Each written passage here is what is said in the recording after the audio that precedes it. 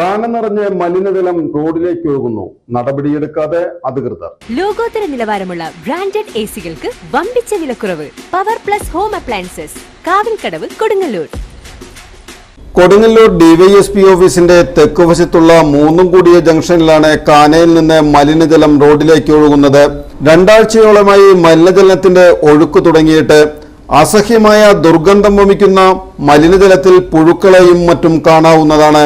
Ward കൗൺസിലറോടക്കം പരാതി പറഞ്ഞെങ്കിലും നടപടിയുണ്ടായില്ല. ദിനംപ്രതി നൂറുകണക്കിന് വാഹനങ്ങളാണ് മലിനജലത്തിലൂടെ കടന്നുപോകുന്നത്. നഗരസഭ എത്രയും പെട്ടെന്ന് ഇടപെട്ട് ഇതിന് പരിഹാരം കാണണമെന്നാണ് ജനം ആവശ്യപ്പെടുന്നത്. രണ്ടാഴ്ചയായിട്ട് കാനങ്ങനെ പ്രശ്നമായിട്ട് വെള്ളം വന്നിട്ട് ഒരു അഴുക്ക് വെള്ളം രാവിലെ ആകുമ്പോൾ ഭയങ്കര സ്മെല്ലും. രണ്ട് കൗൺസിലർമാർ പറഞ്ഞിട്ടുണ്ടായിരുന്നു. ഒരു ആരെ വന്നു നോക്കിയെന്ന് പറയുന്നുണ്ട്. കറക്റ്റായിട്ട് എനിക്കറിയില്ല, ഞാൻ ഉണ്ടായിരുന്നില്ല. പിന്നിപ്പോൾ അത് ഇതേമാതിരി വന്നപ്പോൾ ഇന്ന് കാലത്ത് നോക്കുമ്പോൾ നിറയെ വെള്ളം. ഇപ്പോൾ വന്നു നോക്കുമ്പോൾ അറിയാവുന്നതാണ് റോഡിൽ ഇത്രയും വെയിലും കാര്യങ്ങളും ഉണ്ടായിട്ട് തന്നെ ഇത്രയും നല്ല വെള്ളം കെട്ടിക്കിടക്കണം. അപ്പോൾ ഇത് അവിടെ നിന്ന് പറഞ്ഞാൽ അത് എന്ത് വെള്ളമാണ് കാലത്ത് വരുന്നത് നല്ല സ്മെല്ലാണ്. അതാണ് ഏറ്റവും വലിയ പ്രശ്നം. അത് എൻ്റെ കട റൂമത്താണ്, തൊട്ടപ്പുറത്ത് വീട്ടിലാണ്. ഇത് എവിടെ നിന്നാണ് വരുന്നതെന്നുള്ളത് അറിയില്ല.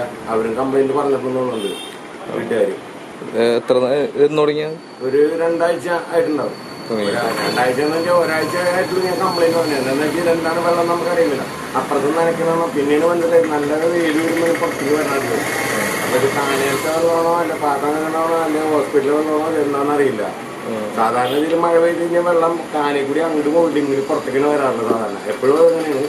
ഇവ ഇത്രയും വെയിലായിട്ട് പോലും ഇങ്ങനെ വരുന്നത്. പരാതി കൊടുത്തിട്ടില്ല. പരാതി എന്ന് വെച്ചാൽ കൗൺസിലർമാരുടെ അടുത്ത് വിളിച്ച് പറഞ്ഞിട്ടുണ്ടായിരുന്നു. അല്ലാണ്ട് മുനിസിപ്പാലിറ്റി നേരിട്ടൊന്നും പരാതി കൊടുത്തിട്ടില്ല.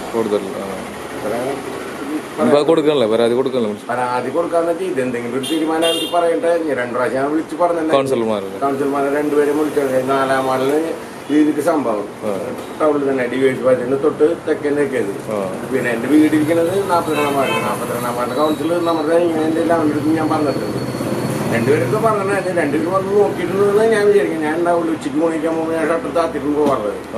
എൻ്റെ വീട്ടിൽ ഇത് എന്താണെന്ന് വെച്ചാൽ നടപടി ഉണ്ടാക്കുക. കടയുടെ ഉമ്മറായതിൻ്റെ ആൾക്കാർ വിചാരിക്കുന്നത് എന്ത് വെള്ളമാണെന്ന് ആൾക്കാർക്ക് അറിയില്ല. അപ്പോൾ അതൊന്ന് പ്രത്യേകം ശ്രദ്ധപ്പെടുത്തി ഒന്ന് ശരിയാക്കാം.